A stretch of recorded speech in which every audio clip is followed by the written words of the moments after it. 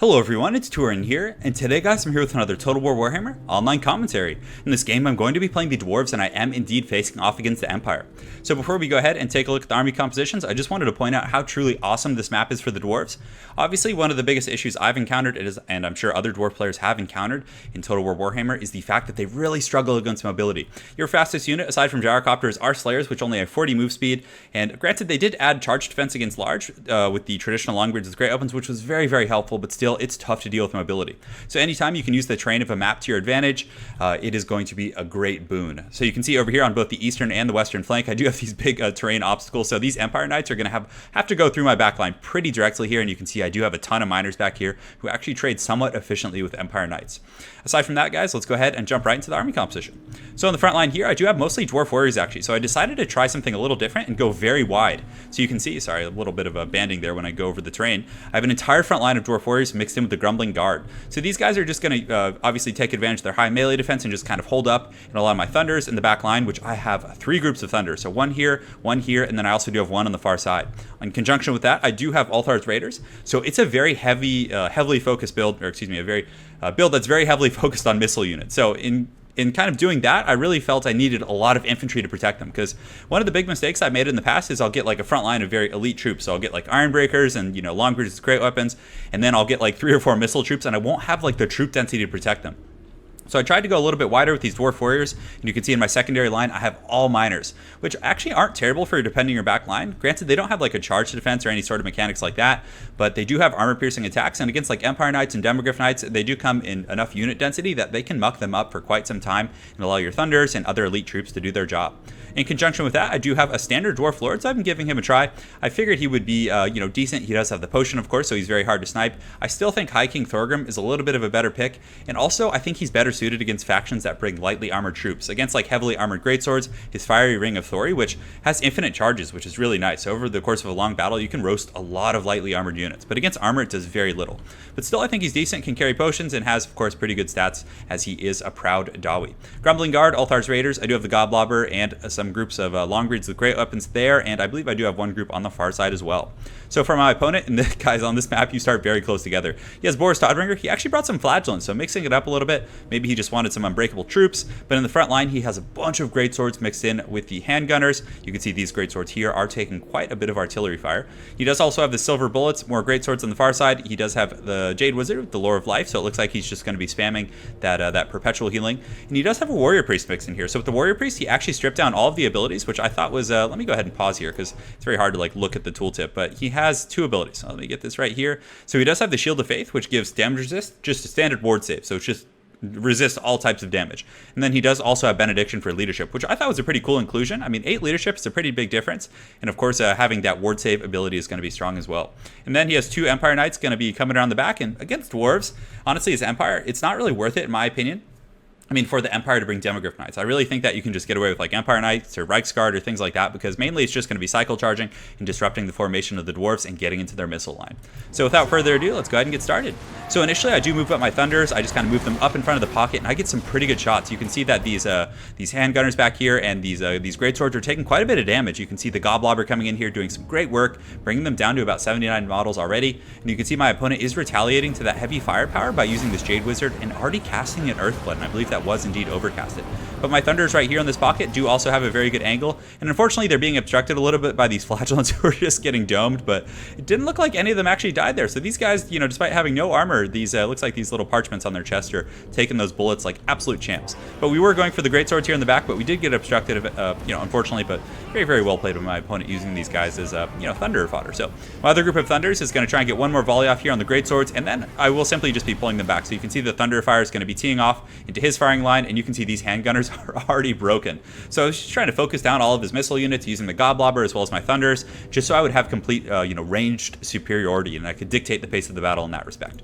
So he does have the Silver Bullets here, who do have the stock mechanic. They do magic damage, so a lot of their stats are going to be mitigated by the magic resist of the Dwarves, but still I suppose he just wanted a unit that had stock and could sneak up on me essentially. In the back line, I did turn my Thunders to kind of just shoot and fire at these guys, so these Empire Knights in the back are taking quite a bit of damage, but it looks like my opponent might just ride through. And something I noticed is that obviously if you're in like a really big spaghetti line like this, the Empire Knights are simply going to be able to just run through. So these guys don't have charge defense or anything. They take a few casualties on the charge, just about 3, which is not bad. But I kind of looked away because I was like, oh, my backline's secure. He's not going to just charge right through that. But he did, and he actually gets into my Thunder line and does some really good damage. So that was, an incredibly stressful situation for me there. And on the far side, he does something very similar. He actually split the seam because I think I was looking at the Warrior Priest and trying to get his Lord up in the front line.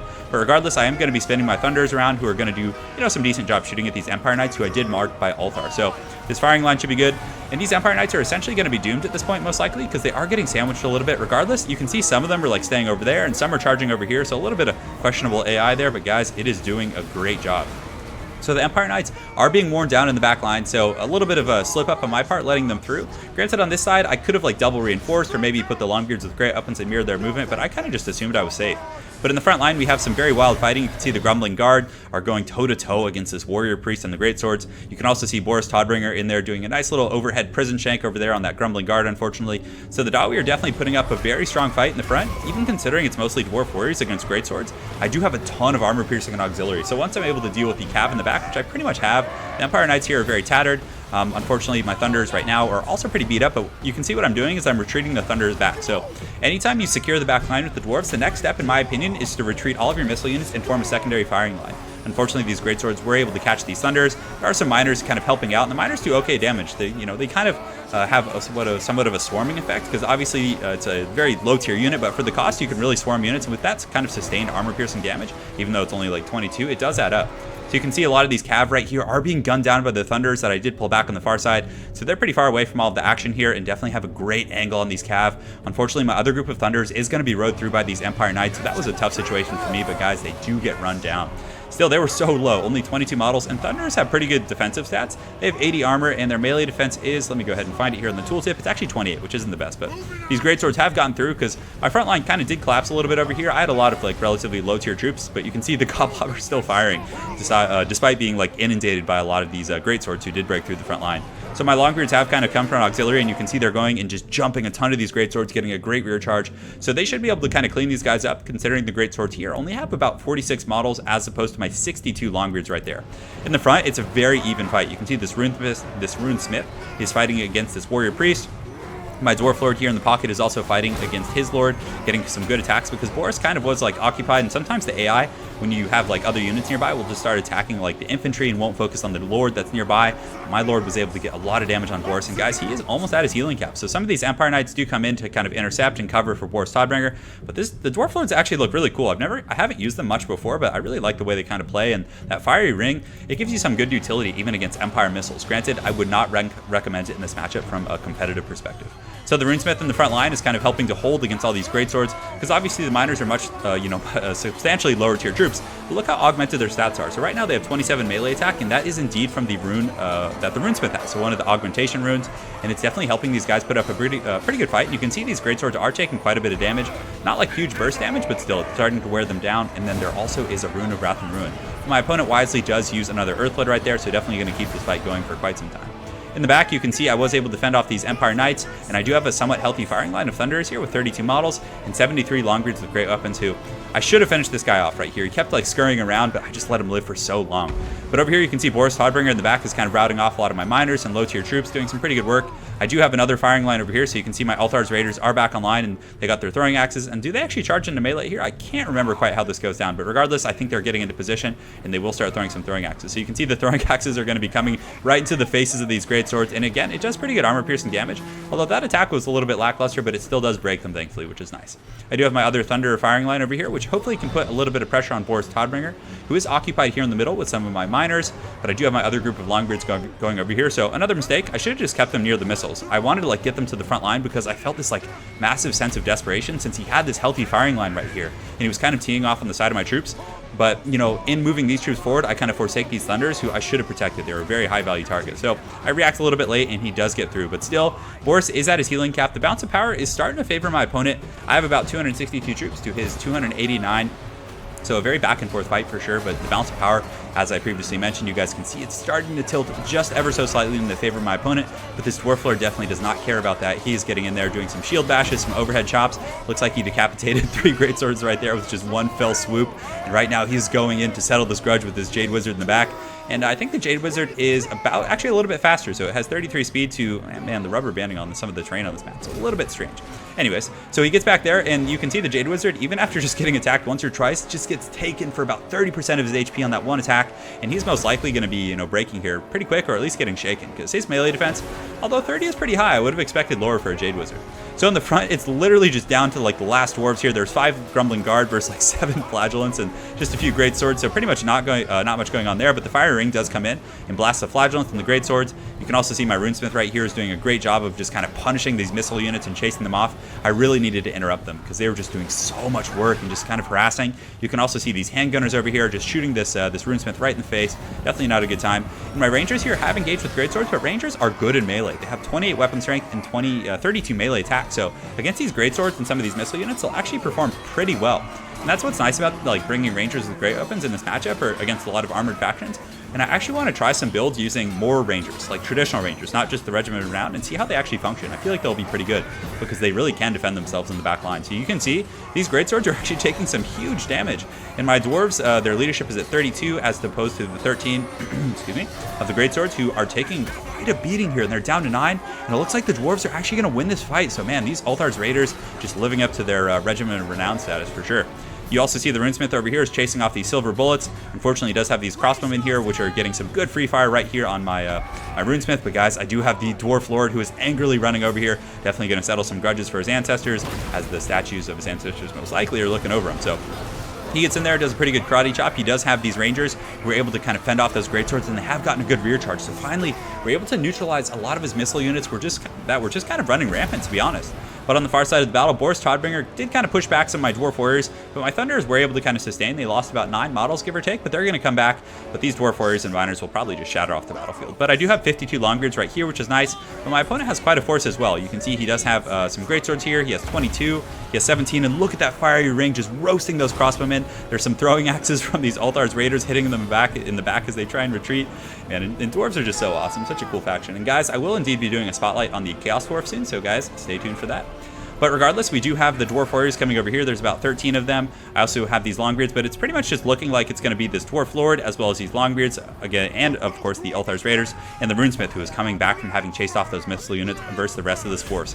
So I decided to run the Dwarf Lord back to kind of get him some of his reinforcements and kite these guys, and you can see they're taking some axe fire. And at this point in the game, like, any sort of damage you can do is definitely going to be worth it. So he does realize this, but the other Dwarves here, they actually have 32 move speed, which is a little bit faster than the average Dwarf, and is indeed faster than the Greatsword. So look at that epic slow motion leap. He's just coming down with the fury of the ancestors. He actually beheads that Greatsword right there and is doing some great work. Granted, this is a ton of armor piercing damage right here, and it's going to do pretty well. But guys, I do indeed have a secret card. I have both my potions intact, so I have both of those. So my opponent may or may not have noticed that I still have that. So hopefully, he'll think I had already used it. Or probably won't, acknowledge it, since the Dwarf Lord is somewhat unpopular, and that will definitely give me a huge edge as this game goes on. So I do have these Longbeards kind of pulling in here as well. My Rangers here are going to be jumped by the Jade Wizard, and the Jade Wizard honestly should be able to finish him off because he does have 300 weapon strength, and they have very low armor of only 40. So I decided to just pull him in here and have him help out their Lord before they did rout off, and they get a nice little charge, doing some decent damage. But more importantly, guys, the Longbeards are indeed here. But Boris Todbringer is coming in from the back. He's at half health with about 1600 HP.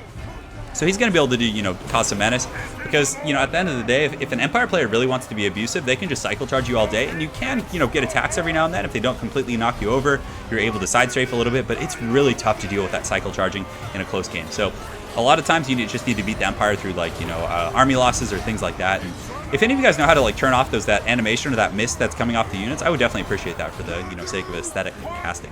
Over here, the Longbeards are doing pretty well for themselves, having racked up 48 kills, but again, they were defending the back line. 151 on these Greatswords, so that Lore of Life doing a pretty good job kind of keeping those guys fighting. But the Dwarfs are able to crumble this Empire line, and you can see the Dwarf Lord, the Runesmith, as well as these Longbeards are sending these Greatswords back to the Shadow Realm. They got their axes out for Harambe, and things are definitely looking good.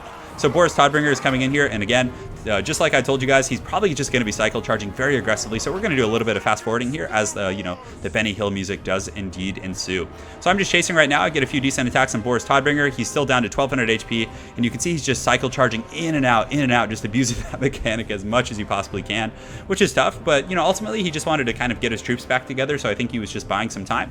And you can see the silver bullets and some of these crossbowmen here are back online. But here's something I wanted to show you guys. So the crossbowmen will be advancing here, or these gun units, but look at the range on the fiery ring of Snorri. It looks like, oh, I think he actually just used it, but he's all the way over there, and he just blasted these guys with the fire attack. They're wavering, and they'll probably break from that. So a very clutch move from the Dwarf Lord, and definitely, paying off for having brought that ring. But it doesn't look like they break, unfortunately. They're able to kind of regain their bearings. So right here, he is going to cycle charge me again. So he comes in here, but like I said, guys, sometimes it doesn't always work. He got stunned, and he did take an attack right to the face. Granted, I am taking that fire, but I do use a Rune of Wrath and Ruin on these guys, which does indeed shatter them. So relatively recently, about 3 or 4 months ago, they did nerf the range of the Rune and Wrath and Ruin, which I was a little bit bummed about. I didn't think it was warranted, but guys, that is something to take note of in these battles if you haven't played Dwarfs in a while, is that the Rune of Wrath and Ruin is not as far as it used to be. So the Jade Wizard is coming in here, and somehow he still has enough Winds of Magic to cast another Earthblood, but I think that's the only spell he brought, so I guess it would make sense that he does. But the Dwarf Lords are chasing him down just all angrily. They got their beards all bloodied. They get a great rear charge there on that Jade Wizard, knock him over. So you can see my opponent does pull these crossbowmen to try and rescue this Jade Wizard. And what was that? Oh, that was actually the head of a troop. I thought he knocked the wigs or the crown of thorns off this Jade Wizard's head. But the Longbeards are coming in here. You can also see Boris Todbringer is going to get a pretty good little rear charge and knock over my Runesmith. And man, it is so hard to catch cycle charging Empire Lords. It's not as bad as like the Imperial Griffin or the flying mounts, but it's still tough to deal with for the dwarf. So my Lord in here still does have his potions. He's at about 40% HP, has 90 leadership, which is great. You can see Boris Todbringer did kind of get caught up a little bit, so he's taking a few axes, and you can see my Dwarf Lord goes in to headbutt him, but it looks like he did miss, and he hit a few of these crossbowmen. But these crossbowmen are no match for these veterans of many wars. These Longbeards getting in there, getting some great karate chops on these guys. You can see the Boris Todbringer just riding about, trolling me, and he did knock my Runesmith out of the battle actually, so that was really bad because the Runesmith is isolated now. He only has 314 HP, and Boris Todbringer or even this Jade Wizard might even be able to snipe him. So an incredibly close battle, and you guys can see the balance of power is still in my opponent's favor for some reason, even though I have a very healthy Dwarf Lord. So perhaps he has some troops kind of lingering about the battlefield, but I figured I had a decent little force here. But still, balance of power most certainly says otherwise. So my Runesmith, you can see he's just kind of lurking, waiting to try and snipe him, because if he can snipe the Runesmith, it's going to severely even more hurt my balance of power, because it is a very powerful unit. And it's going to lead me to army losses that much faster. So he gets a great rear charge there in the back line, and I think he did make contact there. He takes him down to about 134 HP. So I'm chasing, trying to screen every chance I get, and at the same time I'm having to watch the Jade Wizard because he is turning around. So you can see I'm running back here with the Runesmith, but it looks like Boris Todbringer is kind of just circling, looking for opportunities, just like a vulture. So I run him with his army. I pop the Rune of Oath and Steel, and I also do pop a Rune of Wrath and Ruin. And I tried to get an attack right there, but you can see my Dwarf Lord essentially just gets run over. I really hope they change that at some point in the game, like the cycle charging. I mean, it's fine to an extent. I understand getting trampled by Cav, but at least make them take a little bit of damage on the exchange or something. I don't know. I mean, this guy's horns on his helmet.